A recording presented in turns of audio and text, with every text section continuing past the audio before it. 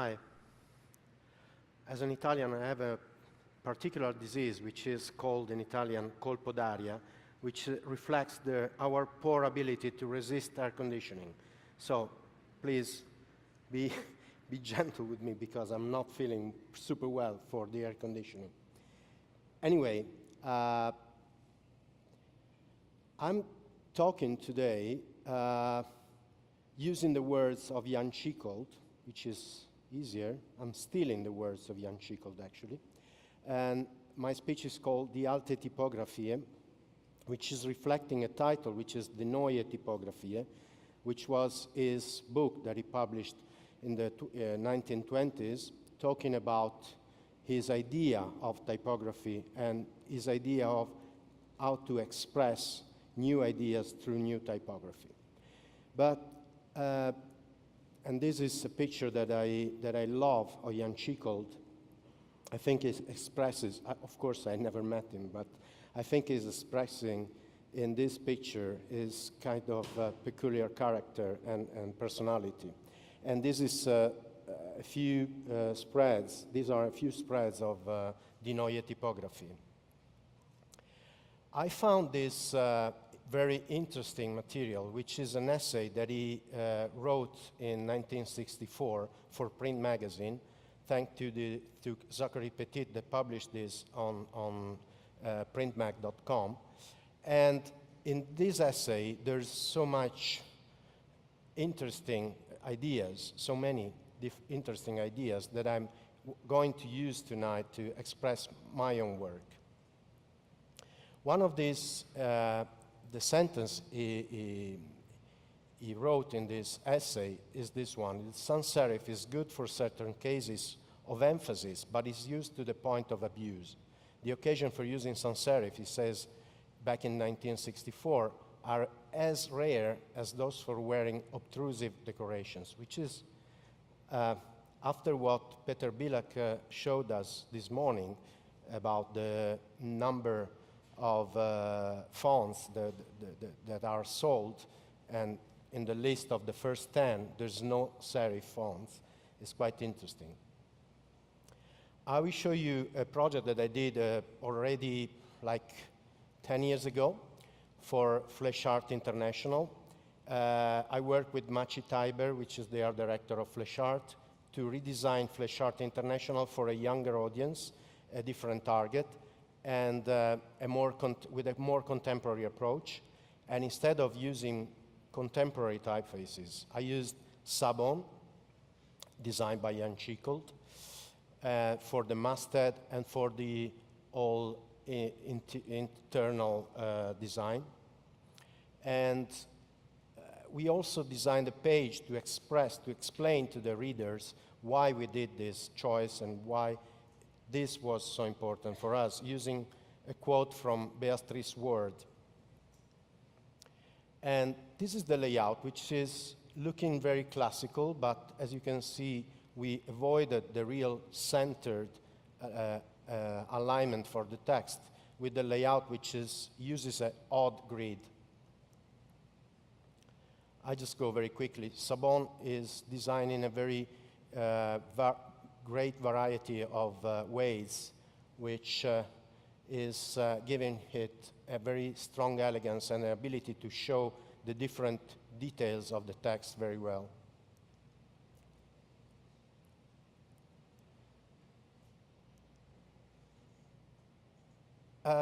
Another sentence that I will steal from Jan Schichold is this one, which is talking about the change of needs and the need for change. And for this, we need change, our needs, and also our needs change. And for this reason alone, the attitude of typography may also change slightly. I did this work for a company called Stories of Italy, which is, despite the name, a company which is a mixture between Asian and European people. The production is made in Italy, in Milan, with a very interesting research on Italian heritage and products and craftsmanship, but the target is in Asia, and the other office is in Singapore. So I worked with this font, which I designed from a very classical reference, which is the Trajan column. And the font is called B-Trajan because we betrayed the Trajan column. And it had a lot of success. We used it for other reasons also, other projects also. But we designed this brand trying to express with a very old proportion, with a font which has a very traditional proportion and classical proportion, something that was able to express craftsmanship in the new era, in the new times, and elegance as well. So we also designed rubber stamps and other materials, and again used an odd grid to give this sense of something in between classical and but contemporary approach. Also, the choice of materials and the color palette is also reflecting this idea.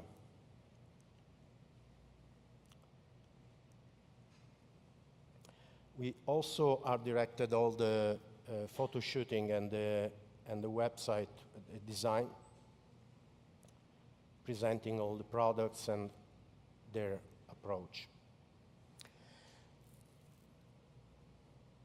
This is something that I also use when I teach to my students as a reference. Is a sentence where Jan Tschichold is saying that taking the word principle from previous times or other typographers is not wrong, but sensible. I strongly believe this, and I will show you something here that we did with very strong limitations. We work a lot with Giorgio Armani, and particularly on the corporate side. And we designed his museum in Milan, which is called Armani Seelos. And the limitations were very strong because we had to use the fonts that are in the palette, in the brand guidelines of Armani, which are the font called Armani, designed by Fabien Baron, and the other two are Didot and Futura. And we designed all the identity by going strictly to the guidelines, but also creating a palette and making a research on the materials, trying to keep a classical approach, but a contemporary feeling. We also designed the materials for the cinema class, school, master that they do inside the Seelos. And for all the exhibition, this is the material that they gave for the exhibition on, with Paolo Ventura, which is now on in Milan. And we also designed the digital archive for the Seelos, where you can, if you go there, you can see all the collections and the materials of the long career of Giorgio Armani, and also all the pictures made by different photographers and so on. So it's a very important tool for students and researchers. Jan Tschichold in that essay is also talking about mistakes, because when he talks about his young approach when he was a student or when he started to do design, he talks quite often about mistakes that were useful to learn some other things during the process. And also, I like to present this project that we did for the Canadian Centre for Architecture in Montreal. And 2 years ago, the Canadian Centre was asked to celebrate the 150 years of the Canadian Confederation, the history of Canadian Confederation. And they decided to do it by presenting the disasters created by the men in the history of Canada.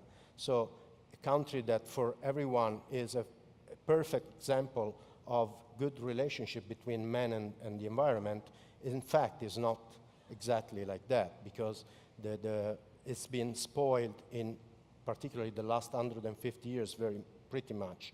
And so the Canadian Center decided to do this exhibition showing what the man made to the country in these days.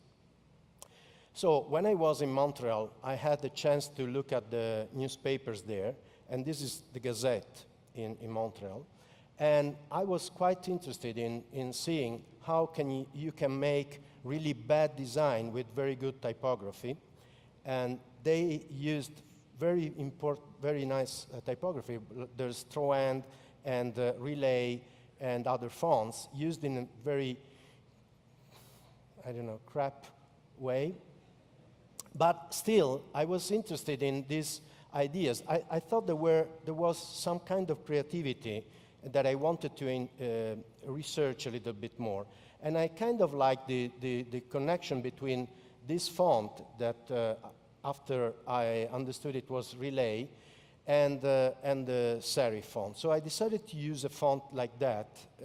And I started to look at Metro, but at the time I couldn't find it on a digital version to buy it. So I did a research and I saw that Cyrus Highsmith designed this font, which was a Relay that had kind of the similar impact that I was looking for. So I decided to use Relay, and I used it for the title and for the whole communication. What I was interested in this font is that it has a kind of a size that makes it like an object. It was easy to think it like a physical thing. And so I used it for the titles, also for the exhibition design. And also I decided to design a newspaper myself for the exhibition to take off a lot of information from the space and to give something to the visitor to read and to understand better what the exhibition was about. And I did it as I wanted to do it. When I saw the Gazette, I thought maybe we can do it better. And of course, when you do something in Canada, you have to do it in French and in English, so the newspaper can be open on both sides and becomes a different newspaper in a different language. I will close with the work that we do for Condé Nast in Italy for Wired magazine. I start with another quote of Jan Schickel that says, "Perfect typography is certainly the most elusive of all arts. Sculpture in stone alone comes near in its obstinacy," which is quite true. I really love this sentence. I decided to start this new project of Wired Italy by designing new chapter openers in 2015, when the magazine changed completely in Italy to become a quarterly, and I took over the art direction. So and the first issue was the main subject was revolution. So I decided to design a guillotine, so a blade, cutting the heads in the French Revolution. And I designed these numbers starting from Pistilli Roman, which is home here, and trying to redesign some fonts for the numbers in my own way. And it was a lucky choice because we won here in New York at the SPD the gold medal for the chapter openers in 2016 for these numbers. And so we decided to try to do something more. So we redesigned the whole magazine, and we decided for this issue that you will see now, which is dedicated to beauty, to the great beauty, and the new beauty for the future, to look through some very old kind of font. So I decided to use Troand, which has been designed in 1995 by David Berlow, still Font Bureau, but that was inspired by the Plantin Moretus museum and the specimen of Plantin Moretus. So this is the magazine, the issue about beauty that we designed, using mostly throw end and exchange for the text, as normally we normally do. We created a grid. I normally avoid using lines, but in this case, I decided to just have fun with it. And we created this kind of grid to design the whole magazine. And we were lucky again, because we won here in New York, the Society of Publication Designers, the best award, because we were awarded Magazine of the Year in 2017. And these are some of the opening pages. We had lots of fun, I must say. And I think that the result of this is that I try to break the rules nowadays, and I have much more fun in doing that by just doing very small things to break the rules. So I start from something very classical, so kind of protect myself with a very classical start, and then I try to create something different and new without losing elegance.